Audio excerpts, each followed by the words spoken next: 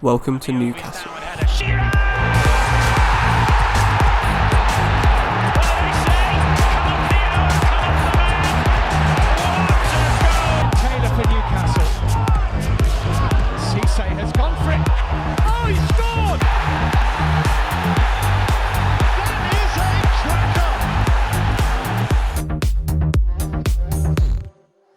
Newcastle's home to the Geordie. With a population of 302,000 people, this is one of the most average-sized cities in the UK. It's home to a single football team in Newcastle United, with the next largest team being Gateshead, who aren't even in the Football League. Their biggest rivals are Sunderland, who play in the nearby City. That's a smaller city, but it's got a bigger area, and people from Sunderland are known as Mackhams. Because Newcastle's the last large city before you reach Scotland, it's closer to the likes of Edinburgh and Glasgow than it is most cities in the UK. So now you know a bit more about the city of Newcastle, let's learn about the football team Newcastle United. And now, a quick look into Newcastle United's history. Newcastle was formed as the merger of two older Tyneside clubs, Newcastle East End and Newcastle West End. In order to signify the fusion, the newly formed club was named Newcastle United. At the start of the 1893-94 season, Newcastle United were refused entry into the Premier Division, and not for the first time, so instead they joined the Second Division alongside Liverpool and Arsenal. They played their first competitive game that September against Arsenal with a score of 2-2. Newcastle United went on to win the Premier League 3 times during the 1900s, in 1904-5, 06-7 and 08-9. In 1904 they nearly did the double but lost to Aston Villa in the FA Cup final. They went on to win the final eventually in 1910, beating Barnsley. During the 1950s, Newcastle won the FA Cup trophy 3 times in 51, 52 and 55. However, after this last FA Cup victory, the club fell back into the Second Division. Former player Joe Harvey took over Newcastle United in the 1964-5 season, winning the Second Division title. Under Harvey, the club qualified for European competition for the first time after a good run in the 67-68 season, and the following year won the 69 Intercities Fairs Cup final, triumphing 6-2 over 2 legs against Hungary's Új Pest. In the 70s, Newcastle again made it to the FA Cup final, this time losing at the hands of Liverpool. The club also won the Texaco Cup in both 1974 and 1975, but then dropped back into the Second Division in 1978. The manager was replaced by Arthur Cox, and he managed to get Newcastle back into the First Division in 1984, with players such as Peter Beardsley, Chris Waddle and ex-England captain Kevin Keegan all playing crucial parts. So now we're going to have a quick look at Newcastle United's badge. They've had a few different iterations over the years, their first badge being added to the shirt in 1969. To begin with, the badge was just the coat of arms of Newcastle, and largely it's similar to what they have now. They both have the 2 seahorses, which signify the seafaring heritage of Newcastle, and both have the lion on top of the new castle on the top of the badge. The modern badge also has the black and white stripes that the Magpies wear on their kits. These days, Newcastle are known for using a black and white version of this crest, rather than the blue, gold and grey one that you can see here. This is one of the weirder badges in the Premier League, but most of the meaning isn't related to the football team but instead the city of Newcastle. Right, let's get back to the history. Newcastle came incredibly close to winning the Premier League in 1996.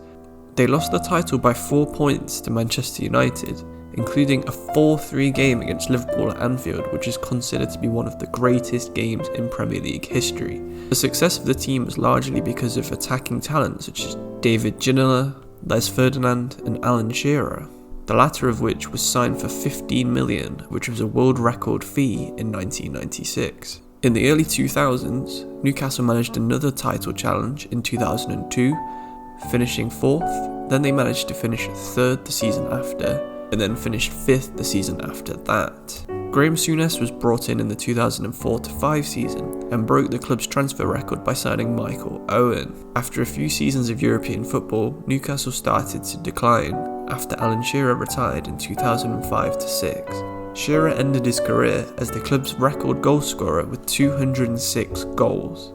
In 2008, Kevin Keegan was reappointed as Newcastle manager, but after a fallout with the board, Keegan resigned, stating that a manager should only manage the players that he wants and the board should not impose players upon it.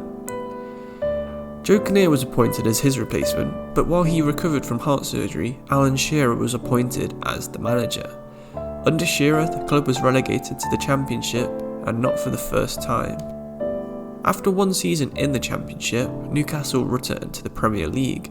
In the 2011-12 season, Newcastle managed to finish 5th in the table, the highest they finished since the Bobby Robson days. Ever since, Newcastle have finished in the lower Premier League or relegation zones, but always been promoted back on the first try. They spend a bit more money now, but still not on the Premier League's average level. They beat their record transfer fee by buying Joel Linton, but he's turned out to be a bit of a Premier League flop. So that's it for Newcastle's history. We're up to date. Now we're going to have a quick look at how they compare in their stadium. St James's Park is the 7th largest stadium in the Premier League. With 4 of the top 7 being built in the last 20 years, St James's Park is one of the oldest traditional stadiums in the English Premier League. Only Anfield and Old Trafford are bigger while still being of a similar age. The original occupants of the ground were Newcastle Rangers in 1880. They moved out in 82, but then returned briefly in 84. Newcastle West End took over the ground in 1886, but they were wound up in 1892 as part of the merger with Newcastle East End, who took over the lease of St James's Park and became Newcastle United later that year. The first official capacity for St James's Park is 30,000, which was reached in 1899. This was one of the biggest stadiums in the whole world at the time. Even though the seats are black and white at the moment, they used to be red and white until 1904 when Newcastle changed their colours. In 1905, St James's Park doubled this capacity to 60,000 with a new stand on Barrack Road, now called the Milburn Stand. The ground got floodlights in the 1950s with the first use of them on the 25th of February 1953, and there were plans for a ground share with Sunderland in 1972, but eventually this was withdrawn as there was an agreement to redevelop St James's Park. The ageing West Stand was replaced after an investigation into the Bradford City Stadium fire in 1985. Its replacement is now the Milburn Stand, named in honour of Jackie Milburn, and this was opened in 1987. As the stadium had to become an all-seater, its capacity was lowered in the 70s, but by 1993 the capacity was back up to 36,500 after the corners were filled in. In 1995, there was plans to build a new 55,000-seater stadium in Leazes Park, but this was also withdrawn. Eventually, a proposed expansion of St James's Park to 52,000 was approved, and this is what we have at the moment, a 52,143-seater stadium. There's been no further expansion since then, but there have been plans to try and take the capacity up to 60,000. Because the cost of this would be about £300 million, this has never taken place. So that's the history, the badge, the kits, and the stadium taken care of. All we've got to talk about now is their former players and legends. The obvious biggest legend for Newcastle is Alan Shearer. He's the club record goal scorer and a local lad. He's also the club's record signing until Michael Owen was signed and was the club captain for 8 years. Another legend is Jackie Milburn. He scored 200 goals for Newcastle, a record that stood until 2006 when Shearer got his 201st of his 206 goals. Kevin Keegan was a legend as a player and a manager.